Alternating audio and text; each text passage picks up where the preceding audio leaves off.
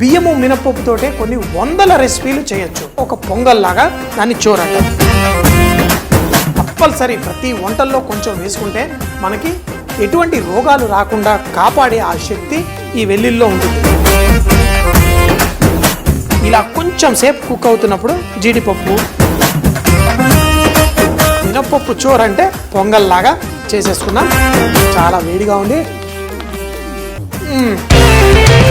Cup and కాఫ్ brand rice సమర్పించు super chef సోమవారం నుండి శుక్రవారం వరకు మధ్యాహ్నం 12:30 చూస్తూనే ఉండండి మీ ఈటీవీ అభిరుచి ఛానల్లో.